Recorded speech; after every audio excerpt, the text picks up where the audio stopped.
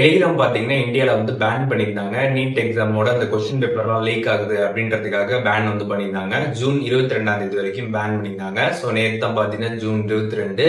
இப்போ இன்னைக்கு வந்து ஜூன் 23. ஸோ இன்னைக்கு வந்து பாத்தீங்கன்னா டெலிகிராம் வந்து அன்பேன் வந்து ஆயிடுச்சு. நீங்க இப்போ டெலிகிராம் வந்து யூஸ் பண்ணி பார்க்கலாம். ப்ராப்பரா பாத்தீங்கன்னா அது வந்து ஒர்க்காக ஸ்டார்ட் ஆயிடுச்சு. அண்ட் எல்லாருமே செக் பண்ணி பாருங்க.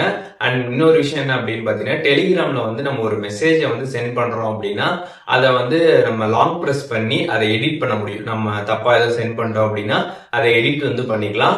அந்த எடிட் பண்றதுக்கான அந்த ஒரு ஆப்ஷனை மட்டும் பாத்தீங்கன்னா ஜூன் 30ஆம் தேதி வரைக்கும் பாத்தீங்கன்னா டிசேபிள் வந்து பண்ணிருப்பாங்க. ஸோ ஜூன் 30ஆம் தேதி வரைக்கும் நம்ம அந்த ஆப்ஷனை வந்து யூஸ் பண்ண முடியாது. நீங்களே இப்போ அந்த எடிட் ஆப்ஷனை கிளிக் பண்ணி பாத்தீங்க அப்படின்னா உங்களுக்கு அந்த ஆப்ஷன் பாத்தீங்கன்னா வந்து ஒர்க் ஆகாது.